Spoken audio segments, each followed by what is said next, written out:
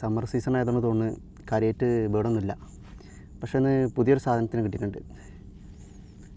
ഇതിനൊരു പ്രത്യേകതയുണ്ട്. ഇതിൻ്റെ ഒരു കൈ നീളം കൂടുതലും ഒരു കൈ നീളം കുറവുമാണ്. അവൻ നൈസിന് എൻ്റെ കയ്യിനെ കടിച്ച് രക്ഷപ്പെട്ട്. അതിൻ്റെ പ്രത്യേകത എന്താ വെച്ചാൽ അതിൻ്റെ ഒരു കൈ വലുപ്പം കൂടുതലും ഒരു കൈ വലുപ്പം കുറവാണ്. അതിൻ്റെ കാരണം പറഞ്ഞതിന് മുന്നേ അത് ഞണ്ടിനെ പറ്റി പറയാം. ഫിഡിൽ ക്രാമ്പ് എന്നാണ് ഇതിൻ്റെ പേര്. ഇതിങ്ങനെ മാംഗ്രോവ്സ് ഇനത്തിലും അതുപോലെ തീരദേശ പ്രദേശത്തൊക്കെയാണ് ഇത് കൂടുതൽ കാണാറുള്ളത്.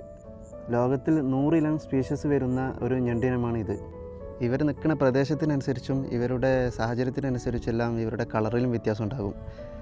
ചാരനിറത്തിലുള്ളത്, മഞ്ഞ, നീല കളറ്, ഈ കളറിലൊക്കെ ഇവരെ പൊതുവെ കാണാറുണ്ട്. ഇവരുടെ ഇടയിൽ തന്നെ മാംഗ്രോവ് ട്രീ ക്രാബ് എന്നൊരു സ്പീഷീസിനെയും കാണാൻ കഴിയും കേട്ടോ. ഇവർ കരയിലും വെള്ളത്തിലും ഒരുപോലെ ജീവിക്കുന്നത് കാരണം ഇവർ കരയിൽ കയറി കഴിഞ്ഞാൽ വായിൽ നിന്നൊരു ബബിൾസ് ക്രിയേറ്റ് ചെയ്യുന്നതാണ്.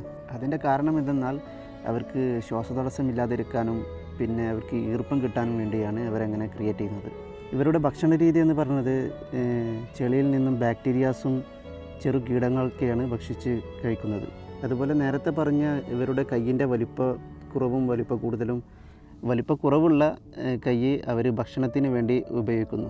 വലിപ്പ കൂടുതലുള്ള കൈ അവർ ടെറിട്ടറി ഫൈറ്റിങ്ങിന് വേണ്ടിയിട്ടും ഇണയെ ആകർഷിപ്പിക്കാൻ വേണ്ടിയാണ്. ഫീമെയിൽ ഞണ്ട് ഇവരുടെ കൈയിൻ്റെ വലിപ്പം നോക്കിയാണ് ഇവരുടെ ഇണയെ സെലക്ട് ചെയ്യുന്നത്. ചുരുക്കി പറഞ്ഞാൽ ഇവന്മാരുടെ ഇടയിൽ ജിമ്മന്മാർക്കാണ് കൂടുതൽ ഡിമാൻഡ്. ഇവരുടെ മെയിൽ ഞണ്ടിന് മാത്രമാണ് ഈ പ്രത്യേകത ഉള്ളത്. ഫീമെയിലിൻ്റെ 2 കൈയും ഒരുപോലെ ആയിരിക്കും.